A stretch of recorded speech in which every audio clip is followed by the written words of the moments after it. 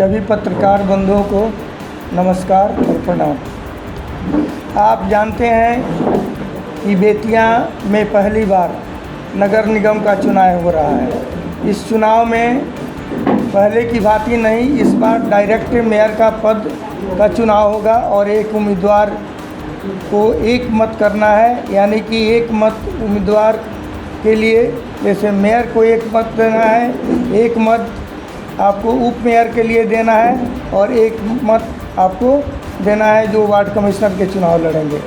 आप जानते हैं कि हम लोगों के यहाँ की जो परिसीमन हुआ, परिसीमन में काफ़ी अंतर आया है। उस परिसीमन में पहले 39 से लेकर के अब 46 वार्ड हो गए हैं और इस 46 वार्ड में जो भी उम्मीदवार होगा 46 वार्ड की जनता उनको अपना मतदान करेगी। इस स्थिति में मैं जवाहर प्रसाद उम्मीदवार हूं और मेयर पद के लिए यहां से चुनाव लड़ रहा हूं।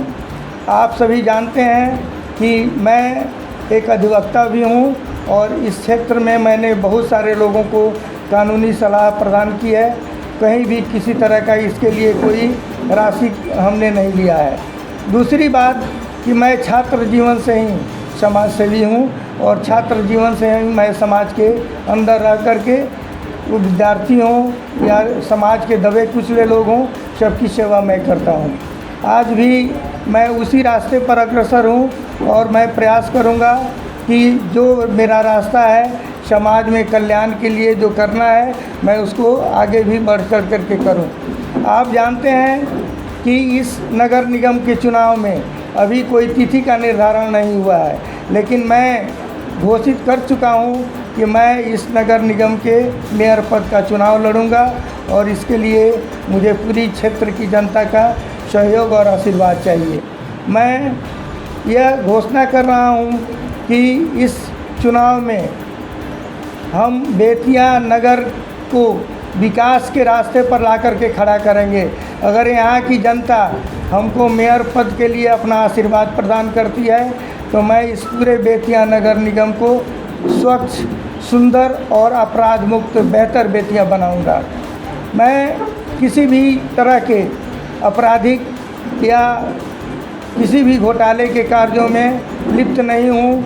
आज भी लोग मुझे बहुत बढ़िया से जानते हैं, अच्छी से जानते हैं और उसी का परिणाम है कि मैंने इस चुनाव में आने का अपने को घोषित किया है। दूसरी बात मैं आप लोगों को बता दूं कि छात्र जीवन से लेकर के आज तक मैंने किसी भी पद के लिए चुनाव नहीं लड़ा है, लेकिन मेरी इच्छा जाहिर हुई और हमारे जो शुभचिंतक हैं, जो हमारे अपने हैं, सब लोगों ने कहा कि बेतिया मेयर पद का चुनाव एकल चुनाव है और इसके लिए आप चुनाव मैदान में आइए और लड़िए। मैंने तय किया है कि इस चुनाव में मैं बढ़ चढ़ कर के हिस्सा लूँगा और इस समाज में, इस बेतिया नगर में जो भी कुरीतियाँ हैं उस कुरीतियों को मैं नाश कर दूंगा, उसको उखाड़ करके फेंक दूंगा, या जो भी अगर गलत तरीके से काम हो रहा है उसको भी मैं अपने स्तर से, अपने ढंग से उसका कार्य करूंगा।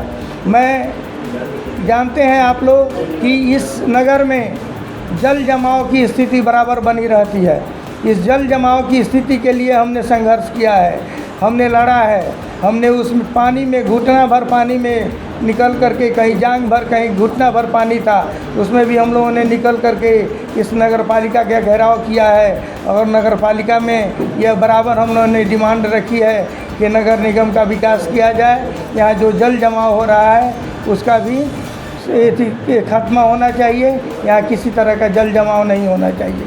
आप जानते हैं कि बेतिया राज के द्वारा यहाँ के गरीब लोगों को झोपड़ियाँ उजाड़ी गई, उन पर लाठी बरसाए गए। उसके लिए भी हमने धरना प्रदर्शन हज़ारों हजार लोगों को राजदौड़ी में खड़ा करके, जमा करके और इस मैनेजर का घेराव किया और कलेक्टर साहब से लेकर के और बेतिया राज मैनेजर तक सबने हमारी बात मानी और लोगों ने यह निर्णय लिया कि बेतिया राज की ज़मीन पर जो गरीब लोग बसे हुए हैं, भूमिहीन लोग जो बसे हुए हैं, उनको नहीं उजाड़ा जाएगा। आप जानते हैं कि ITI कॉलोनी में बुलडोज़र चल रहा था, हम थे, हमारे लोग थे, कम्युनिस्ट पार्टी के लोग थे, बहुत सारे समाज सेवी लोग थे, उन लोगों ने भी जा कर के उसका विरोध किया हम लोगों ने कलेक्टर के सामने बैठ कर के धरना भी दिया। उसके बाद जा कर के यह स्थगित हुआ और स्थगित होने के लिए जिला प्रशासन ने हम लोगों को 1 सप्ताह का समय दिया। इस 1 सप्ताह के अंदर हम लोगों ने हाई कोर्ट में एक रीट फाइल की और हाई कोर्ट से रीट मिलने के बाद रीट में हम लोगों को एक सुविधा मिली और उस सुविधा में कहा गया कि जब तक यहाँ का दूसरा कोई आदेश पारित नहीं होता है तब तक कोई भी इस घर को नहीं उजाड़ा जाएगा। और उसके बाद से हम लोगों ने बहुत सारी काम किया है इस नगर के क्षेत्र में, वो राशन हो किरासन हो, इस क्षेत्र में हमने बहुत संघर्ष किया है, बहुत लड़ा है, बहुतों को इससे लाभ भी हुआ है। ऐसी बात नहीं है कि हम लोगों के लड़ने से कोई नुकसान किसी को हुआ है। और बराबर हम लोगों का यह विश्वास रहा है, आम जनता के ऊपर विश्वास रहा है और लोगों के कार्यों के लिए हम लोगों ने संघर्ष किया है, लड़ाई किया है। और आगे भी जनता अगर हमको इस पद पर चुनती है तो उनके जो कार्यकलाप हैं उनके लागू करने के लिए, उनकी मांगों को मनवाने के लिए जिला प्रशासन या जो नगर प्रशासन है उसके द्वारा हमको जितनी भी कार्य करनी पड़ेगी हम करेंगे। इसके लिए मैं हमेशा तत्पर रहूँगा, हमेशा सजग रहूँगा। इसमें किसी भी तरह की कोई भी कोताही नहीं की जाएगी, गलत करने वाले लोगों को कभी बख्शा नहीं जाएगा। इन्हीं सब बातों के साथ मैं आप लोगों का आशीर्वाद सहयोग लेना चाहता हूँ कि आप मुझे अपना आशीर्वाद और सहयोग दें। मैं नगर निगम का चुनाव जीतने के बाद किसी भी तरह की कोई कमी बेतिया नगर में नहीं रहने दूँगा। धन्यवाद। जो आपने बोला है जल जमाव हटाने के लिए, उसके लिए आपके पास क्या विजन, कैसे आप बेतिया का जल जमाव हटा दें? देखिए, जल जमाव की बात है तो जल जमाव के लिए एक चंद्रावत नदी है। चंद्रावत नदी को अगर क्लियर कर दिया जाए, सारे नालों को उसमें मिला दिया जाए, उधर अनहरी चौनहरी पुल जो है उसमें ले जा कर के इधर जो उत्तरी साइड के नाले हैं सबको उनको मिला दिया जाए तो बेतिया नगर का जो जल जमाव का है वह समाप्त हो जाए। एक चीज़ मैं कहना चाहूँगा, जिस चंद्रावत नदी के बारे में आप बोल रहे हैं उस पर हजारों लाखों लोगों का अवैध अतिक्रमण है। हाँ, उसमें गरीब भी होंगे, फिर आप गरीब को उजाड़ने का काम करेंगे को उसके बदले में कहीं सरकार का नियम भी है कि उनको 3 डिसमिल ज़मीन दिया जाएगा और सरकार से हम लोग मांग करेंगे कि उनको उस पर बसा करके उनको उजाड़ा जाए वहाँ से। शहर में जाम की समस्या है, उससे कैसे आप निजात दिलाएंगे? क्या शहर में जाम की स्थिति बहुत है। शहर में सबसे बड़ी बात है कि आप लोग दिन दूनी रात चौगुनी इसको देख रहे हैं कि यहाँ की ट्रैफिक की व्यवस्था काफ़ी बढ़ती जा रही है, लोगों के पास गाड़ी घोड़ा अधिक होते जा रहे हैं, लेकिन यहाँ ट्रैफिक की जो सुविधा है, जो नियमावली है वहाँ एकदम लागू नहीं है। अगर उसको लागू कर दिया जाए तो ये व्यवस्था दूर हो जाए। बालू छापड़ नाला पे जो जाम की स्थिति आए दिन होते रहते हैं, वहाँ पे अंडरपास की व्यवस्था आप आएंगे तो करवाएंगे? देखिए, बानू छापर में ओवर ब्रिज बन जाए तो यह समस्याएं दूर हो जाएगी और यह भारत सरकार के अंदर में आती है। दूसरी बात एक मैं आपको बता दूं कि छावनी ओवर ब्रिज के लिए सबसे पहले हम लोगों ने ही लड़ा था। मैंने नोटिस निकाला था और उस नोटिस को निकाल करके वहाँ धरना प्रदर्शन किया, घेराव किया, हम लोगों पर FIR वगैरह भी हुआ। इसका नतीजा है कि आज वहाँ ओवर ब्रिज बनने की कगार पर है, तैयार हो जाएगा और वहाँ की जो समस्या है वह दूर हो जाएगी। सर, आप पार्टी के उम्मीदवार हैं या निर्दलीय उम्मीदवार? देखिए, पार्टी बेसिस पर यह चुनाव हो नहीं रहा है। मैं सामाजिक कार्य करता हूँ और इसी हैसियत से मैं चुनाव लड़ रहा हूँ। सर, नगर निगम में आकर अपराध कर सकते हैं नगर निगम? देखिए, नगर निगम में आने के बाद से हम तो पुलिस है नहीं, पुलिस प्रशासन है नहीं। इसलिए तो पूछ रहे हैं कि हाँ, लेकिन मान ली कि जितने भी पदाधिकारी हैं उस समय पदाधिकारियों की एक मीटिंग करके एक कमेटी बना करके इस पर अंकुश लगाया जाएगा। नगर निगम से दूर और सुदूर इलाका 7 से 8 किलोमीटर से कम नहीं होगा या 6 किलोमीटर से कम नहीं होगा और गाँव देहात उसको लिया गया। इसको आप किस नज़रिए से देख रहे हैं कि आप परिसीमन सही हुआ है या गलत? देखिए, परिसीमन तो बिहार सरकार करती है और परिसीमन में बहुत सारे पदाधिकारी हैं और परिसीमन एक तरफ से कहा जाए तो सही है। परिसीमन का ये लोग अपना एक आकलन किया कि बेतिया मुफस्सिल और बेतिया टाउन थाने के अंदर जितने क्षेत्र आते हैं सबको इस परिसीमन में लिया जाए और उसी आधार पर 46 वार्ड बनाया जाए। अभी अभी जो बेतिया हमारे नगर परिषद था, नगर निगम था, सवाल वही आता है कि सैकड़ों करोड़ का अस्पताल जो बन गया, ठीक है, बड़ी खुशी की बात है हमारे लिए, लेकिन आज भी वहाँ पर तमाम सुव्यवस्थाएँ कुछ विशेष सुधार शिक्षा के क्षेत्र में नहीं हुआ है और डेवलपमेंट जो हुआ वो सबको मालूम है। तो इस पर आपकी क्या नज़र है? देखिए, शिक्षा के क्षेत्र में जो विकास होना चाहिए, जो लोगों को शिक्षा प्राप्त होनी चाहिए, वह नहीं प्राप्त हो रहा है। इसमें जिला प्रशासन से अधिक राज्य सरकार दोषी है और राज्य सरकार चाहती तो यह कुव्यवस्था दूर हो जाती। दूसरी बात हॉस्पिटल की बात है, तो हॉस्पिटल में दवा से लेकर के और जितने पदाधिकारी हैं सबकी लापरवाही है और इसके लिए कोई पदाधिकारी इस पर अंकुश नहीं लगाता है, कोई देख रेख नहीं है। यह अगर सही हो जाए तो डॉक्टर सही समय से बैठने लगेंगे, दवा उपलब्ध होने लगेगी और यहाँ की जो समस्या है वह दूर हो जाएगी। हजारी पशु ग्राउंड में जो कचरे का अंबार लगा हुआ है, आप आएंगे तो क्या कचरे का समाधान आप करेंगे? क्यों नहीं, कचरा के लिए उसका समाधान मान लीजिए कि जगह जगह पर किया जा रहा है। हम लोग कचरा के लिए उसका डंप बनवाएंगे, डंप बनवा करके उसमें उससे मान लीजिए कि कंपोस्ट तैयार करेंगे, उससे ऊर्जा निकलेगी।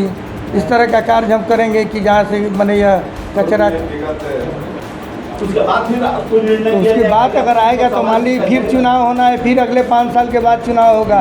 चुनाव होगा तो उसको जोड़ना चाहिए और 2.5% पर ईयर भारत की जनसंख्या वृद्धि का एक रेट माना जाता है। उपेंद्र जी, जनगणना 10 साल में नहीं हुआ तो 2.5% पर ईयर के हिसाब से होगा 25%।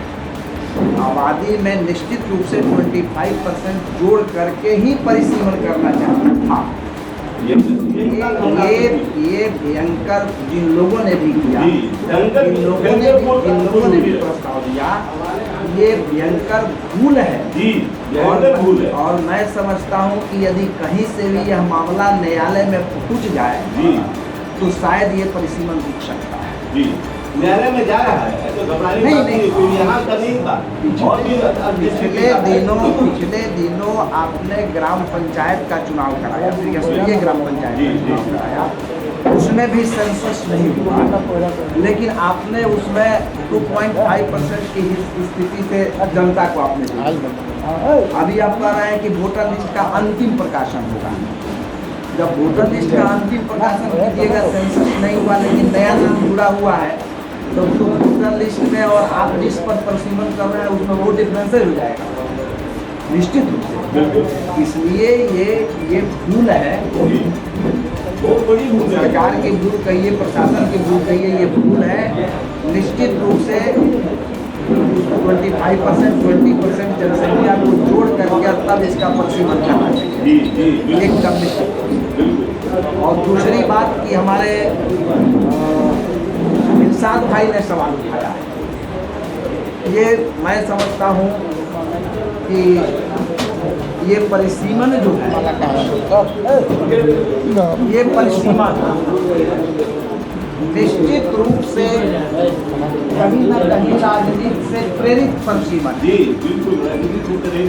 जब बेतिया नगर निगम की घोषणा हुई उस समय आप लोगों ने देखा होगा कि शुरू के दिनों में बघम्बरपुर तक नगर निगम में ले लिया गया, काफी विवाद हुआ और उस विवाद का नतीजा हुआ कि फिर से परिसीमन की बात आई।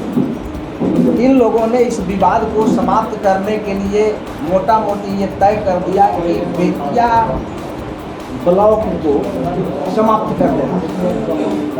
और इस बार जो पंचायत का चुनाव हुआ, उस पंचायत के चुनाव में जिला प्रशासन ने गवर्नमेंट को जो रिपोर्ट किया वो यही ना कहा कि 17 प्रखंड में ही चुनाव हुआ, 18 प्रखंड इस जिला में, एक प्रखंड को समाप्त कर दिया इस नगर निगम के नाम पर, और बेतिया प्रखंड का और अंचल का जितना भी क्षेत्र था उसको मिला दिया।